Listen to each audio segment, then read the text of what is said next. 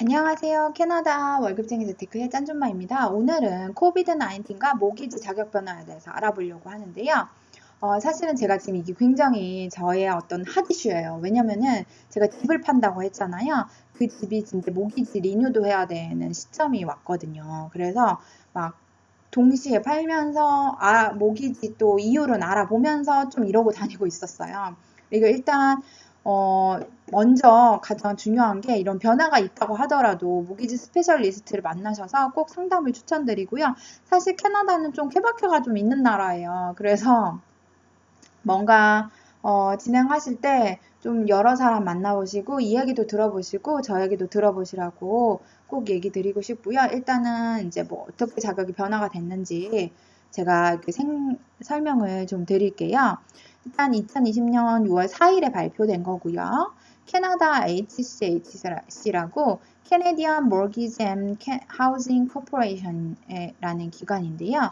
여기에서 그 코비드-19 전염병이 돌게 되면서 모기지 보험 자격 규칙 변경을 발표를 했어요. 근데 이 발표된 이 규칙은 2020년 7월 1일에 적용이 되는 거고요. 그러니까 이번 달까지는 괜찮으세요. 여기 새로운 규칙은 이제 보험담보대출 신청자가 보유할 수 있는 부채 금액을 낮추는 게 목표였고요. 그 다음에 요 CMHC 보험 자격을 얻기 위해서 높은 신용 점수를 설정하는 요런 거를 사용했어요. 그러면 이 CMHC가 뭐냐 궁금하시잖아요. 이거는 이제 약간 한국의 그 뭐죠? 공적 공 뭐죠 한국에서 그 뭐죠 전세 같은 거 뭐 이렇게 얻으면은 약간 준 공무원 기관 같은 준 정부 기관 같은 그런 데서 그 뭐 전세 보험이나 뭐 이런 거 들어주잖아요. 약간 이런 느낌이라 이런 곳이라고 생각하시면 되세요. 주택 소유자가 주택담보대출을 이행할 경우에요. 이 대출 기간을 보호하는 보험을 제공하는 곳이고요. 그 다음에 구매자가 구매 가격의 20% 미만의 계약금을 가지고 있는 경우에 이 보험에 가입을 하셔야 돼요. 그리고 주택 소유자가 요 보험금을 내셔야 되고요. 만약 구매 가격이 100만 달러 이상인 경우에는 부동산 보험을 포함해서 일부 부동산에는 CMHC 보험이 적용이 되지 않을 수도 있어요. 근데 뭐 캐나다에 이 CMHC만 이 보험회사만 있느냐? 그건 아니에요. 이런 뭐죠? 주택에 관해서 주택보험을 제공하는 또 다른 회사들도 있기 때문에 그걸 참조하시면 되고요. 그리고 또 그쪽은 그쪽대로 가지고 있는 룰이 조금 다를 수도 있어요. 그래서 한번 확인해 보시면 되시고요. 그리고 이렇게 바뀌게 된 배경에는 사실 이 CMHC가 미래에 약간 가격이 하락할 거라는 예측을 하게 됐고요. 그래서 주택시장이 무너지지 않도록 안정성을 제공하려고 이런 룰을 변경하게 되었어요. 그러면 도대체 어떻게 변경이 되나 그게 가장 궁금하시잖아요. 첫 번째 총소득 대비 부채 감소 목적이에요. 그래서 기존에는 신용점수가 양호하고 수입이 안정적인 구매자는 주택 총수입의 39%까지 그 지출을 하실 수가 있었어요. 근데 모기지, 재산세, 난방비 및 콘도비 절반이 모두 포함되어 있던 금액이었고요. 네, 그거 말고도 신용카드, 자동차, 지불, 그 다음에 기타 대출이 포함되어 있다면 총수입의 44%까지 대출을 하실 수가 있었어요. 그런데 새로운 규칙은 모든 구매자는 총소득의 35%까지 주택에 지출하는 것으로 제한이 되었고요. 만약에 아까처럼 뭐 대출이나 이런 게 포함이 되어 있다면 42%까지만 빌리실 수 있고요. 그리고 두 번째로 새로운 최소 신용 점수가 설정이 되었는데요. 기존에는 신용 점수가 600점이었어요. 그래서 이건 표준 지침에 따라서 공정한 신용에 해당하는 카테고리였었는데요. 새로운 규칙은 한 단계 위인 좋은 신용 점수를 가지셔야 되고요. 그 금액은 최소 680으로 올라가게 되었어요. 그리고 세 번째, 최소 계약금 지불 금액은 어떻게 되나? 기존에는 최소 계약금을 지불하기 위해서 주택 구매자는 무담보 개인 대출도 받으셔도 되고요. 무담보 신용 아니면 한도 아니면 신용카드 뭐 여러 가지 예, 뭐 이거 말고도 또 사적으로 빌리는 돈이면 뭐 다 사용할 수가 있었어요. 뭐 그리고 그랬는데 그리고 요런 거를 빌리면 최소 계약금이 5%였고요. 만약에 집이 50만 달러에 이르는 주택의 경우에는 5%까지만 가능했고 50만 달러가 이상인 주택의 경우에는 10%는 10% 아니면 최대 100만 달러까지 가능하셨었어요. 근데 새로운 규칙으로는 사용자는 자신의 힘으로 계약금을 제공해야 된다 이렇게 말을 하고 있고요. 그 자신의 힘으로 제공된 계약금은 뭐냐면 자기가 저축한 저축금 아니면 부동산 매각으로 인한 지분, 재정적인 어떤 뭐 친척이나 부모님의 선물, 그 다음에 다른 유동금융자산, 정부 보조금 등이 있고요. 있게 됐고요. 이렇게 변경이 되었어요.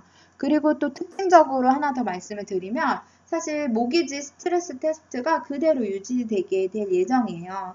2020년 2월에 CMHC에서 이 스트레스 테스트 계산 방식을 4월 6일부터 변경할 거라고 발표를 했었어요. 그런데 이 코비드가 3월 중순 터지면서 이 변경 여부가 현재는 일단 일시 중단된 상태고요. 그 다음에 이제 그러면 도대체 집은 어떤 상황인가 요즘 약간 이런 게 궁금하시잖아요. 제가 밑에 링크 걸어놓은 그 사이트를 통해서 얘기를 하면요. 일단은 전국에 판매되는 데이터를 확인해 봤더니 주택 구입이나 판매량은 지난해 같은 기간에 비해서 하락을 했는데요. 실질적으로 가격이 뭐 상승하거나 하락하진 않고 지금 유지되고 있는 상태고요. 저도 이제 뭐 집을 파는 사람의 입장으로서 많이 보고 다녔고 또 모기지 이거 리뉴를 할까 리파이낸스를 할까 팔고 나서 새로 이제 모기지를 얻을까 막 이렇게 여러 가지 고민을 하고 있는 상태에서 제가 좀 느낀 거를 지금은 이제 말씀을 드리려고 해요. 그게 뭐냐면 진짜 모기지 하는 사람도 잘 아는 사람을 만나야겠다. 그러니까 잘 하는 사람을 만나야겠다라는 생각을 했어요. 왜냐면 제가 똑같은 은행에 가서 A라는 사람을 만났거든요. 근데 그 사람하고 이제 모기지에 대해서 상담을 했어요. 근데 그 사람이 작년에 얘기하기는 우리는 리파이낸스를 할 수가 없다는 거예요. 그러면서 뭐 한도가 얼마까지의 집만 살 수 있다는 거예요. 근데 그 집을 사기에는 우리 식구가 다 살 수 있는 집을 살 수가 없는 거예요. 방 겨우 뭐 한 칸짜리 아니면 두 칸짜리밖에 못 사는 이런 상황인 거예요. 그래서 저는 그거를 리파이낸스를 그냥 포기한 상태였어요.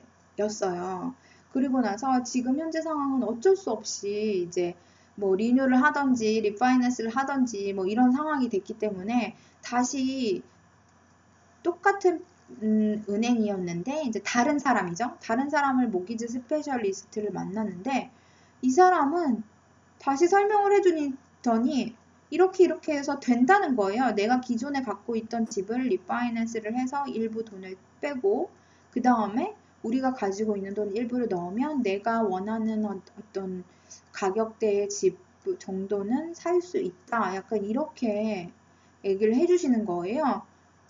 그래서 진짜 완전히 사실 약간 멘붕이 왔어요. 근데 그 얘기를 들은 시점이 뭐냐면요. 저희가 이미 집을 판다고 내놓은 상태였어요. 그리고 그 리얼터랑 이미 사인을 해가지고 그걸 팔기로 그 시장에 내놓은 한 하루 다음 날이었나? 이런 상담을 받게 된 거예요. 그러니까 좀 또 다시 머리가 아파진 거죠. 그래서 어쩔 수 없이 지금 현재 상태는 이제 집을 내놓은 상태고 집을 보러 오는 사람이 굉장히 많고 그런데 이제 그 사람들은 좀 가격이 많이 다운을 시키고 싶은 것 같아요. 지금 현재 상황으로요. 왜냐면 뭐 모기지도 있지만 그 외에 뭐 집이 떨어질 거다, 뭐 집값이 떨어진다 막 이러면서 또 사실 뉴스에도 많이 나오고 있잖아요. 그렇다 보니까 제가 볼 때는 좀 선뜻 바로 내놓은 거나 아니면 약간의 네고시에이션이 아니라 너무 큰 폭의 네고시에이션을 원하더라고요. 그래서 저희는 팔지 사실 않기로 했는데 또 이제 리얼터 하시는 분은 조금 더 기다려보자. 약간, 그런 상태라서 저희도 조금 기다리고 있기는 하고요. 근데 뭐, 만약에 저희는 안 되면 사실 리뉴를 해서, 이거를 다시 그냥 렌트를 하고 싶어요. 왜냐면은 이 집이 뭐죠? 우리가 샀을 당시에, 금액을 아주 그때 당시에는 그때 시세만큼 준 거예요, 사실은. 그런데 지금에 와서는 굉장히 뭐라 그러죠? 렌트를 다 주게 되니까 이 집에서 그 렌트비를 받아서 모기지도 낼 수 있고, 그 다음에 뭐 수리하는 비용도 어느 정도 커버를 하고, 그 다음에 뭐 텍스도 내고, 그 다음에 여기서 나오는 것도 걸로 보험도 다 내고 이런 상황이거든요. 그래서 사실 안 팔아도 돼요. 근데 그 뭐죠? 은행에서 상담할 때 이 집을 안 팔면은 살 수가 없다고 하기 때문에 어쩔 수 없이 약간 그렇고요. 그렇게 된 건데 어쨌든 뭐 지나간 거니까 어쩔 수 없고요. 만약에 지금 이제 만약에 내놨으니까 기왕이면 사실 또 팔렸으면 하는 생각도 있고요. 잘 됐으면 좋겠고, 제가 여기서 말하고 싶은 사실 포인트는 뭐냐면, 좋은 사람을 만나야 되고, 모기지를 하더라도 같은 은행이라고 하더라도 여러 사람을 만나보는 게 좋다는 걸 느꼈고요. 그뿐만 아니라 저도 모기지 또 브로커랑도 또 컨택을 했었거든요. 그리고 또 다른 은행에 있는 모기지 스페셜리스트를 만났는데, 이제 그 은행 같은 경우에는 일단 그 지점에 모기지 스페셜리스트가 없었어요. 그래서 다른 그 일반 약간 그냥 상담하는 사람이 상담을 살짝 해주고요. 그 다음에 결국에는 모기지 스페셜리스트가 전화를 줘서 그 다음에 전화로 모기지 스페셜리스트랑 상담을 진행했고요. 근데 실질적으로 뭐 홈페이지에 나와 있는 금액하고는 굉장히 다른 이유를 제시하는 경우도 있었고요. 그 다음에 뭐 좋은 이유를 주기도 했고요. 그래서 제가 생각하는 거는 꼭 뭐죠? 처음에 가시면은 바로 그 신용 체크를 하지 않아요. 그리고 그냥 상담을 해주거든요. 그러니까 그 상담을 좀 많이 받아보시는 것도 좋을 것 같다는 이번에 생각을 하게 됐고요. 사람은 근데 진짜 발등에 불이 떨어져야 하나 봐요. 작년까지만 해도 그냥 그 사람만 만나서 상담받고 안 된대. 그리고 또 다시 그 은행을 찾아갔을 때 똑같은 사람이 또 상담을 해준 거예요. 그래가지고 뭐 그런 일이 벌어졌는데 어쨌든 뭐죠? 진짜 많은 이렇게 뭐죠? 사람을 만나보고 많은 사람의 얘기를 들어보고 그래야 된다는 걸 정말 많이 느꼈고요. 뭐 이렇게 변경되었지만 다시 한번 말씀드리지만 모기지 스페셜리스트를 만나서 상담을 정말 꼭 해봐야 되고요. 케바케가 있고 그 은행마다 또 가지고 있는 룰이 분명히 조금씩 있을 수 있거든요. 그래서 그리고 거기서 유동적으로 또 이렇게 뭐죠? 해줄 수 있는 부분도 있다고 생각을 하기 때문에 꼭 진짜 뭐죠? 모기지 스페셜리스트랑 상담 추천드리고요. 제가 이 영상을 찍은 게 다른 분들에게 많은 도움이 되었으면 좋겠고요. 그 다음에 좋아요와 구독 부탁드려요. 감사합니다.